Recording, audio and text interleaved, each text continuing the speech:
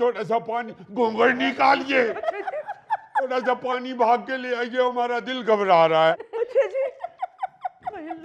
लतीफी साहब आगे तो पढ़िए, इस खबीस के बच्चे ने क्या लिखा है।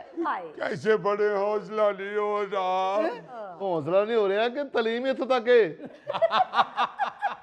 मेरी जान, जब से तुम्हें देखा है मेरे हवास पे तुम ही सवार हो। उठते बैठते तुम्हारे ही ख्वाब देखता हूँ। बस इतना ही काफी है, इसके बाद इसकी फांसी की सजा बनती है। ये बच्चे ने कत्ल कर दिया है। ये कत्ल से कम है। कोई हाथ तो लगा के देखे मेरे बच्चे को। फांसी? अरे जवान बच्चों से ऐसी हरकत हो ही जाती है। अरे जवान बच्चों से नहीं ऐसी हरकतें होती, गंदे खून से ऐसी हरकतें होती हैं। लतीफी तमीज से बात करो। और तुम भी तमीज से बात करो। अल्लाह माफ करे, मैं तो अपनी दुकान शाल में शिफ्ट कर रहा हूँ। ओ यार आराम से बात करें, इस तरह के मसाइल ऐसे हल नहीं होते हैं। मुहज्जब लोगों की तरह से आराम से बैठें, सुकून से बैठकर बात करें, ये क्या तरीक़ाकार है यार। अरे कहाँ के मुहज्जब रह गए, तहजीब की तो धज्जियां उड़ा दी इन्होंने। अभी तो इसकी टांगे तोड़नी चाहिए पहले। खबरदार, मेरे भतीजे के बारे में किसी ने एक लफ्ज भी बोला तो।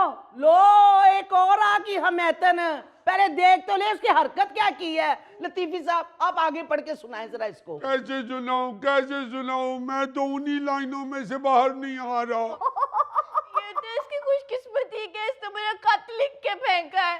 अगर मेरे साथ ये डायरेक्ट बात करता तो मैंने चप्पल उतार के इसकी तबीयत साफ कर देनी थी। ओहो बच्चे ऐसा ना कहो, ये बड़ा मुंह जोर है, ये कल तुम्हें डायरेक्ट ही कह देगा। भी तबीयत साफ कर देनी थी, कोई हाथ तो लगा के देखे मेरे भतीजे को।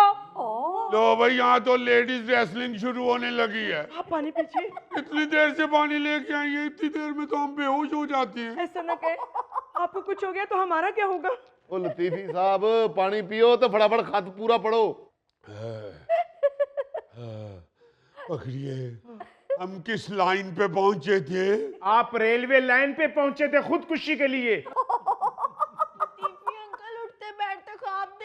पे पहुंचे थे।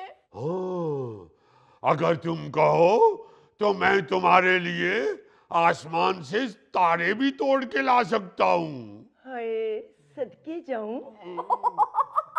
उसने लिखा है उसके लिए। यहाँ शदीद टेंशन चल रही है और आपके दिमाग में कुछ और फिल्म ही चल रही है।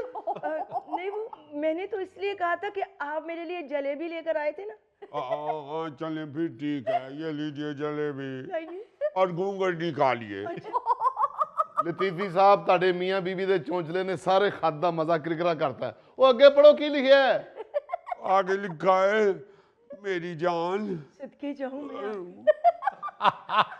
खत पढ़ रहा हूँ। पहले ही इस उम्र में खत पढ़ते हुए हमारा ब्लड प्रेशर हाई हो रहा है। ओ मेरी जान, अगर तुम कहो तो मैं तुम्हारे मामू से बात करूं। आ कर गल मेरे नाल आ, इत्थे देसी चूचे वांगू मैं तेनू हलाल ना कीता फिर ना कहीं मैनू। ओ बट साहब सारा खत ते सुन लो, तुसी इत्थे कुकड़े दी दुकान खोल लईए। अगर मामू नहीं तो तुम्हारी मम्मानी से भी बात कर सकता हूँ। देखिए देखिए, सारा खानदान ही लपेट दिया। ए तेरा खाना खराब होवे, मैं तेनू आवे किसे दी आई, मैं तेनू कोई कुत्ता बड्डे। ओ यार एक मिनट क्यों इतने जज्बाती हो रहे हैं। और लतीफी मियाँ आप खत पढ़ रहे हैं या जल्दी पे तेल छिड़क रहे हैं। हमारी मोहल्ले की लड़की को खत लिख दिया और हम जज्बाती भी ना हो। ओ यार आगे खत पढ़ो, मैं फिर दुकान भी खोलनी है। आगे लिखते हैं, आगे तो पढ़ो। इस तरह बाहर मत निकला कीजिए, घूंघट निकालिए। लो लो भाई, हमारा भी फैमिली का जिक्र आ गया। अब तो नहीं छोड़ेंगे हम, अब नहीं छोड़ेंगे। अब छोड़ना बनता ही नहीं, आपको भी लपेट में ले लिया इसने। देखिए जरा, ये मसला तो अमेरिका की आग की तरह बढ़ता ही चला जा रहा है। मैं तो कहनी है लतीफी साहब पुलिस ਨੂੰ फोन करो। नहीं नहीं भाभी, पुलिस मत बुलाइएगा वरना लतीफी स्ट्रीट बदनाम हो जाएगी। अगर पुलिस बुलानी है तो हमारे नाम की तख्ती उतारिए जो नुक्कड़ पे लगी हुई है। लो जी फिर ਤੁਹਾਡਾ ਤਾਂ खत पूरा नहीं होना, मैं चलिया जी। नहीं नहीं बाबर मियाँ, बैठिए बैठिए, आप भी मोहल्लेदार हैं, बैठिए, तशरीफ रखिए। अभी आगे बढ़ लेती है जी।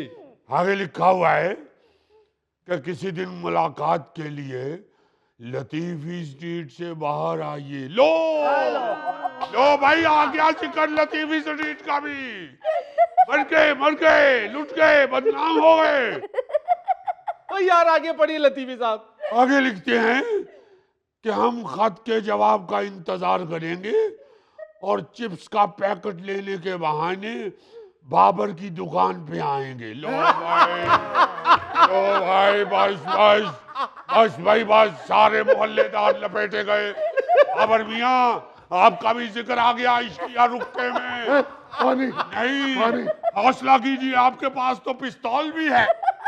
कोई अकल करो लतीफी साहब, क्यों मैंने भी पढ़वाना जे? सबको अपनी अपनी बड़ी हुई है, हालांकि सारे मोहल्ले की इज्जत का मसला बन गया है। बिल्कुल। मैं तो ये सोच रहा हूँ कि इतना लंबा इसने खत लिख कैसे लिया? ये तो सारा दिन ऐसे करता रहता है।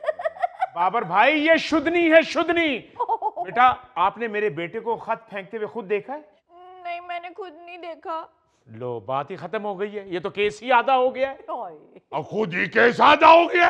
केस तो हमारे हाथ में पकड़े हुए, हम देखेंगे आधा होता है या पूरा केस बनता है।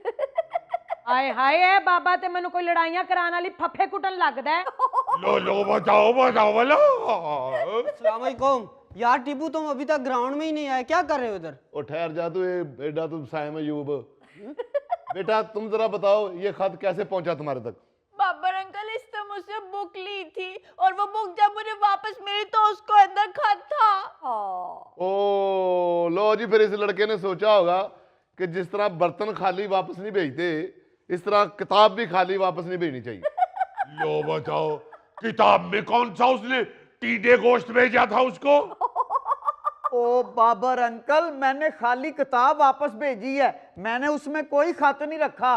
हाँ जी, मैं खुद किताब वापस करके आया हूँ, ये सही कह रहा है। लो जी, फिर बंदा फड़या गया जी। ओए मुगलिया खतूत पहचान वाले कबूतर, ये तू ही है। बाबर अंकल, मैं तो उसे अपनी बहन समझता हूँ, मैं ऐसी हरकत नहीं करता।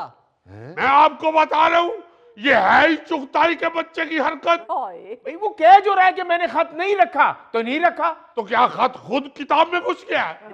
यहाँ जो नीचे दिल बना के उसमें तीर घुसाया हुआ है, वो क्या खुद ही घुस गया है? ओहो, दिल के अंदर तीर भी है? और क्या? ये तो वाकई बड़ा डेंजरस केस है। अरे बाबर मियाँ, सिर्फ दिल के अंदर